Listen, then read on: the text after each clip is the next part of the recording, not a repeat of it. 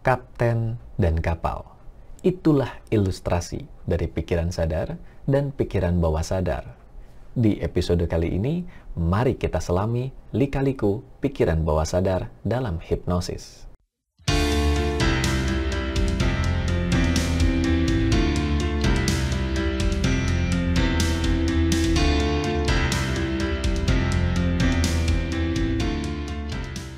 Halo para sahabat sekalian, dimanapun Anda berada, jumpa kembali kali ini di episode keempat di playlist Kupas Hipnoterapi bersama saya, Algus Kanalendra.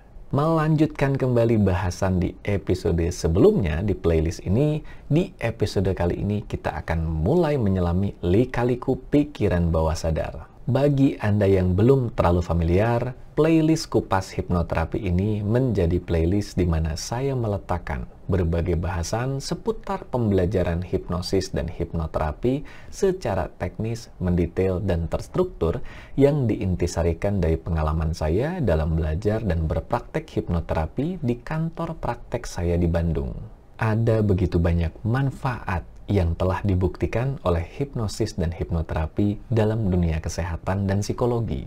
Namun demikian, bahasan hipnosis dan hipnoterapi ini sendiri merupakan bahasan yang kompleks. Oleh karena itu, besar harapan saya, playlist ini bisa menghadirkan bahasan yang kompleks itu secara bertahap, secara terstruktur, di mana di setiap episodenya kita hanya membahas satu topik saja secara spesifik dan ringkas. Di episode terdahulu, kita sudah membahas definisi dari hipnoterapi, kita juga sudah memahami apa itu hipnosis, di mana hipnosis ini sendiri akan melibatkan fenomena perpindahan kesadaran dari pikiran sadar ke pikiran bawah sadar. Di episode kali ini, kita akan mengulas apa yang dimaksud dengan pikiran bawah sadar ini, mengapa ia penting untuk dieksplorasi, dan bagaimana hipnosis bisa menjadi solusi untuk mengeksplorasi pikiran bawah sadar ini. Untuk memahaminya secara sederhana, mari menggunakan ilustrasi kapten dan kapal. Untuk sebuah kapal bisa berlayar dengan baik, tentunya diperlukan keberadaan dari kapten sebagai pengemudi yang menentukan arah tujuan perjalanan dan kapal yang mendukung secara kinerja untuk mengantarkan kita pada tujuan perjalanan yang kita tuju. Dalam ilustrasi ini, kapten mengacu pada pikiran sadar, sementara kapal mengacu kepada pikiran bawah sadar. Apa yang terjadi ketika sebuah kapal memiliki fasilitas yang mewah, memiliki mesin yang mendukung, namun tidak ada kapten yang mengemudikan kapal ini? Maka kapal ini hanya menjadi kapal mewah yang tidak membawa banyak manfaat. Sekarang kebalikannya, kapal ini dikemudikan oleh seorang kapten yang handal, yang piawai, yang tahu arah perjalanan. Tapi ada begitu banyak pengoperasian kapal yang bermasalah, pengoperasian mesin dan berbagai pemrograman di dalamnya yang tidak menyetujui atau tidak mendukung instruksi dan arahan dari si kapten.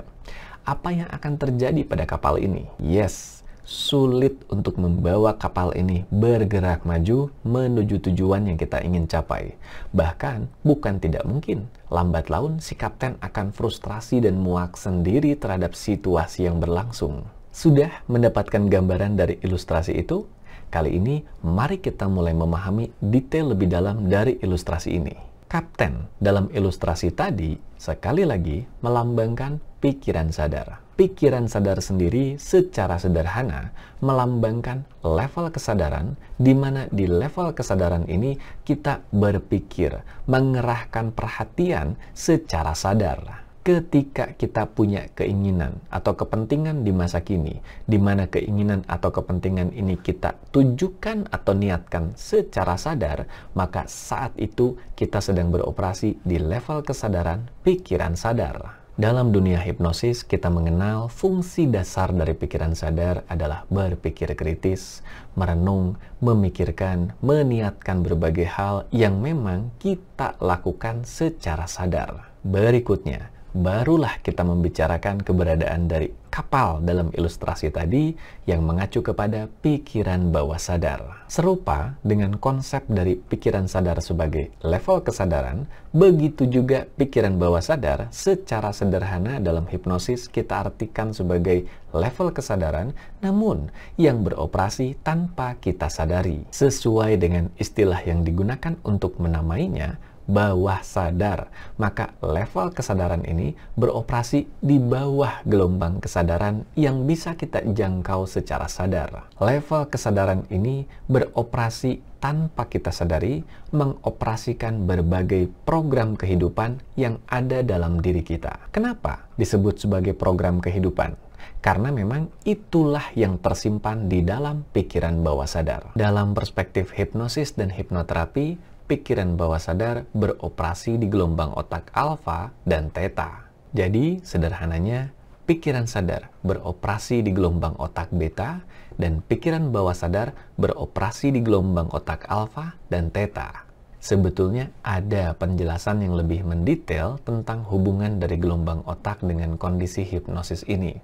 Namun, bahasan itu akan kita simpan di video-video lanjutan nanti ketika bahasan kita sudah semakin teknis dan mendalam.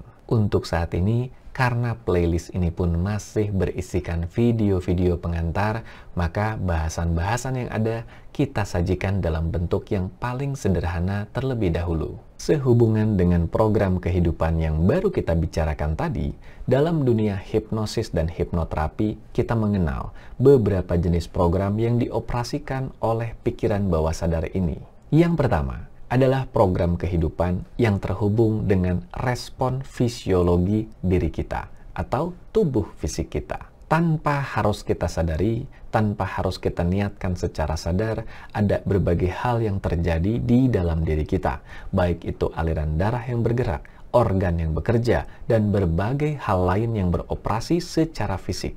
Berbagai hal inilah yang dalam perspektif hipnosis dioperasikan oleh pikiran bawah sadar. Kita tidak harus memikirkan atau meniatkannya secara sadar, ia bekerja tanpa harus kita sadari. Ngomong-ngomong, eksplorasi tentang cara kerja pikiran bawah sadar ini dalam psikologi pun memiliki perspektifnya sendiri.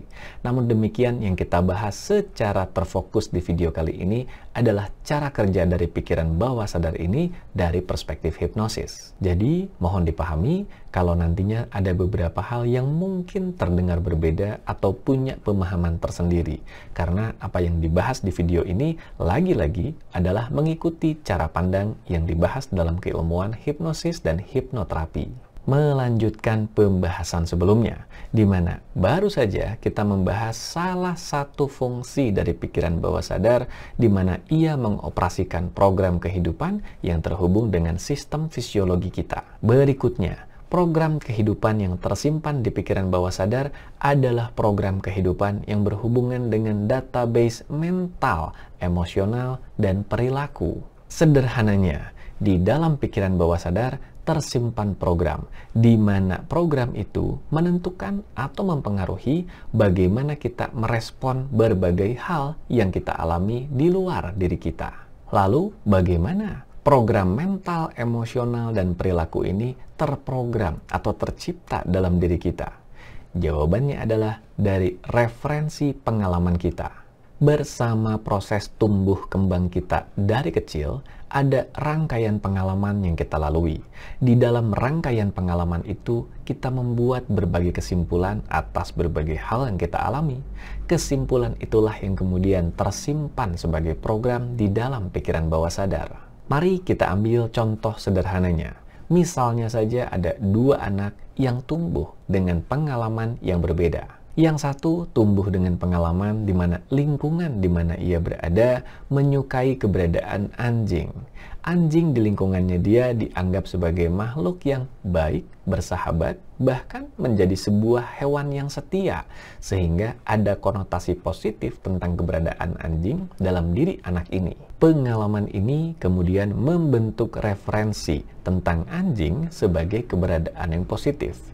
Maka terbentuk juga program dalam dirinya yang merasa positif, merasa suka, merasa senang pada keberadaan anjing yang dianggap sebagai hal positif.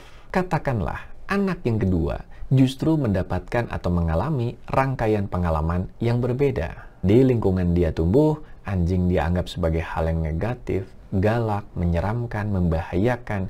Bahkan mungkin ia pernah juga mengalami beberapa pengalaman yang tidak menyenangkan bersama anjing di lingkungan di mana dia berada, yang membentuk referensi negatif tentang keberadaan anjing dalam diri anak yang kedua ini. Sejauh ini, kita sudah bisa menebak ke mana semua ini menuju, bukan? Yes, maka terbentuk juga program dalam diri anak ini yang menganggap keberadaan anjing sebagai hal yang negatif yang harus dihindari atau bahkan ditakuti. Maka, sejalan dengan program yang terbentuk dalam diri kedua anak ini, akan muncul respon yang berbeda di kemudian hari ketika kedua anak ini dihadapkan dengan anjing. Anak yang pertama, dengan program yang menganggap anjing adalah hal yang positif, akan bersikap netral atau bahkan merasa suka dan senang ketika melihat ada anjing di dekatnya. Ia tidak ragu untuk mengajak anjing ini bermain. Sementara anak yang kedua dengan program yang berkebalikan, yang menganggap anjing adalah hal yang negatif, sangat mungkin akan merasa risih, terganggu, dan bahkan takut ketika melihat keberadaan anjing karena program dalam dirinya memandang anjing sebagai hal negatif. Itu adalah contoh sederhana dari bagaimana sebuah program terbentuk di dalam pikiran bawah sadar, yaitu melalui referensi pengalaman masa lalu. Nantinya akan ada bahasan yang lebih kompleks seputar bagaimana program di pikiran bawah sadar ini terbentuk. Tapi bahasan itu akan kita simpan untuk nanti di video-video lanjutan ketika pemahaman kita sudah berkembang lebih jauh dan dalam. Untuk saat ini, yang perlu kita pahami adalah bahwa di dalam pikiran bawah sadar tersimpan berbagai program kehidupan yang kita gunakan untuk merespon berbagai hal yang kita alami di masa kini. Program kehidupan ini sendiri terbentuk dari referensi pengalaman masa lalu. Dalam konteks permasalahan mental, emosional, dan perilaku, masalah muncul ketika seseorang memiliki sebuah keinginan secara sadar untuk bisa menunjukkan respon tertentu, tetapi program yang ada di pikiran bawah sadar tidak setuju atau mengoperasikan program yang berlawanan dengan keinginan itu. Misalnya saja, di dalam contoh tadi, anak yang merasa takut pada anjing. Ketika ia dewasa, katakanlah anak ini secara logis sudah mulai bisa melihat sisi-sisi positif dalam diri anjing. Katakanlah ia bergaul dengan lingkungan baru, di mana lingkungan baru ini menyadarkannya tentang sisi-sisi positif dari anjing sebagai hewan yang setia, sebagai sahabat manusia. Di usia dewasanya ini, pikiran logisnya mulai bisa menerima bahwa anjing adalah hewan yang positif. Secara logis, secara sadar, ia menyadari hal itu.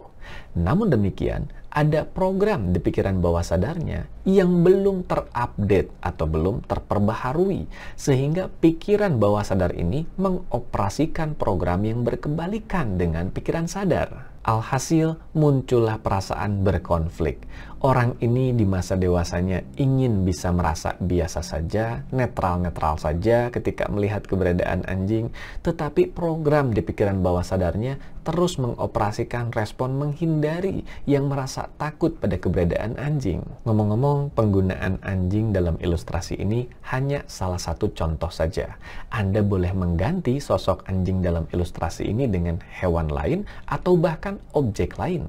Anda mungkin pernah melihat ada orang-orang yang memiliki reaksi ketakutan berlebih yang tidak rasional pada berbagai hal yang tidak sewajarnya. Ada yang mengalami ketakutan pada balon, kerupuk, pintu, jendela, dan berbagai hal-hal lain yang mungkin bagi kebanyakan orang lainnya tidak seharusnya ditakuti. Tapi demikianlah keunikan dari pikiran bawah sadar. Sekali ia menyimpan sebuah program di dalamnya, maka program inilah yang dioperasikan untuk merespon berbagai pengalaman masa kini. Meskipun seseorang secara logis sudah mengetahui apa yang seharusnya ia lakukan, belum tentu program di pikiran bawah sadarnya setuju dan mendukung keinginan itu. Hal inilah yang kemudian dalam dunia hipnoterapi menjadi cikal bakal dari berbagai masalah mental, emosional, atau perilaku. Pertanyaan berikutnya, kenapa tidak semudah itu untuk bisa mengubah program yang ada di pikiran bawah sadar. Sejalan dengan namanya, karena ia beroperasi di level kesadaran yang tidak kita sadari. Dalam posisinya sebagai level kesadaran yang tidak kita sadari, porsi kekuatan pikiran bawah sadar dibandingkan pikiran sadar dalam hipnosis diilustrasikan sebagai 9:1. Artinya, daya kekuatan atau pengaruh dari pikiran bawah sadar terhadap respon diri kita adalah 9 kali lebih kuat dari pikiran sadar. Dalam ilustrasi klasik yang digunakan dalam dunia psikologi, kita mengenal ilustrasi iceberg atau gunung es. Dalam ilustrasi gunung es, kita bisa membayangkan keberadaan gunung es atau iceberg yang terapung di lautan lepas. Bersama gunung es yang terapung ini, ada bagian yang kecil yang nampak di atas permukaan laut. Itulah yang mewakili pikiran sadar. Ia terlihat, ia bisa kita kenali secara sadar. Tetapi, keberadaan gunung es ini sebetulnya dipengaruhi oleh bagian yang tidak nampak yang ada di dalam air, yang diwakili oleh pikiran bawah sadar. Artinya, meskipun ada keberadaan yang kecil yang terlihat di atas permukaan, pada akhirnya gerakan dari gunung es ini dipengaruhi oleh bagian yang tidak nampak yang ada di bawah permukaan air, yaitu pikiran bawah sadar. Hal ini yang dalam ilustrasi yang kita gunakan dilambangkan dengan kapten dan kapal. Yang punya kepentingan, yang menentukan arah, yang mengemudikan kapal adalah sang kapten. Tetapi, kalau kapal ini tidak bersedia mengikuti instruksi sang kapten, maka segala instruksi itu akan menjadi hal yang sia-sia belaka. Hal inilah yang dilambangkan oleh permasalahan yang terjadi ketika seseorang ingin berubah, tetapi ia tidak kunjung bisa mengupayakan perubahannya. Keinginan untuk berubah yang disuarakan oleh pikiran sadar ternyata berlawanan dengan program yang ada di pikiran bawah sadar. Dengan porsi kekuatan dari pikiran bawah sadar yang 9 kali lipat lebih kuat dari pikiran sadar, kita sudah bisa menebak apa yang akan terjadi. Muncullah berbagai permasalahan yang sulit sekali untuk dirubah. Orang-orang yang tahu bahwa ia mengoperasikan pemikiran, perasaan, atau perilaku yang tidak seharusnya, yang irasional, yang salah, tetapi ia tidak punya daya untuk mengubah perilaku, pemikiran, atau perasaan itu. Lagi-lagi, karena program yang mengoperasikan perilaku, pemikiran, dan perasaan itu tersimpan di pikiran bawah sadar. Disinilah dalam konteks terapi, seorang praktisi hipnoterapi atau biasa disebut hipnoterapis memandu klien melalui serangkaian proses hipnosis agar klien memasuki kondisi hipnosis, yaitu kondisi di mana pikiran bawah sadar terakses. Ketika pikiran bawah sadar ini sudah terakses, barulah hipnoterapis akan melakukan serangkaian tindakan intervensi atau penanganan untuk memperbaiki program yang ada di dalamnya, agar program ini sejalan dan mendukung dengan kebutuhan dan kepentingan perubahan yang ditetapkan oleh pikiran sadar. Hal ini menjawab pertanyaan, kenapa kita menggunakan hipnoterapi? Hal ini karena di dalam hipnoterapi ada keterlibatan dari proses hipnosis yang memungkinkan kita untuk secara sengaja mengakses pikiran bawah sadar untuk kemudian melakukan perubahan pada program yang ada di dalamnya. Apakah hal itu berarti perubahan pada program di pikiran bawah sadar hanya bisa dilakukan melalui hipnosis? Jawabannya tidak. Perubahan pada program yang ada di pikiran bawah sadar bisa diupayakan lewat berbagai hal, termasuk berbagai tips dan trik yang banyak dibahas di kelas-kelas motivasi dan pengembangan diri. Namun demikian, hipnosis yang dilakukan di dalam proses hipnoterapi menjadi satu cara untuk mempercepat prosesnya.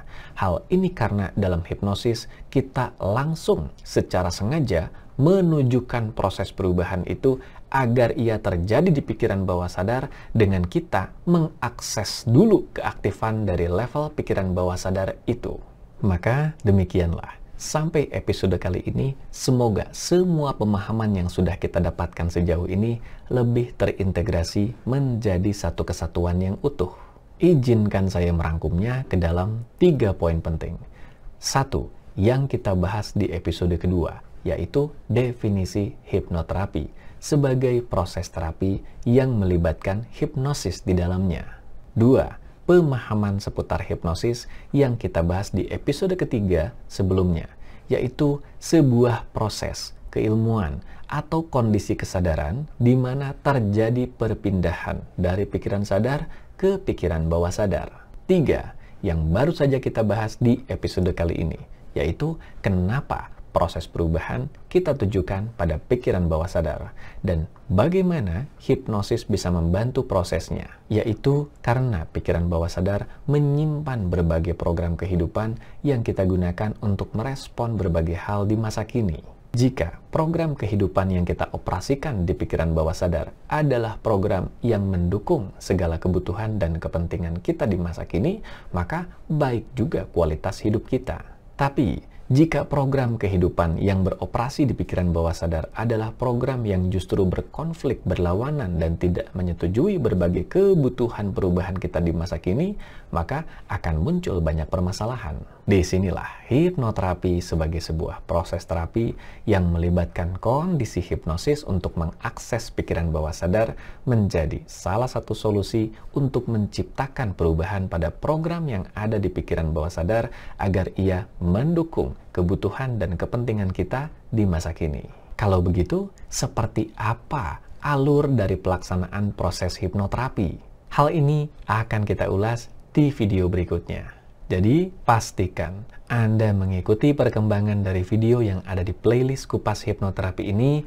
Like video ini kalau Anda merasa mendapatkan manfaat. Subscribe juga ke YouTube channel ini, Agus Kanalendra, kalau Anda merasa ingin mendapatkan perkembangan lebih lanjut dari playlist ini atau juga dari konten inspiratif lain yang ada di YouTube channel ini. Sampai jumpa di video berikutnya, di mana kita akan mulai membahas alur dari pelaksanaan hipnoterapi, termasuk berbagai jenis proses yang ada di dalam sebuah alur pelaksanaan hipnoterapi. Sampai jumpa di episode berikutnya.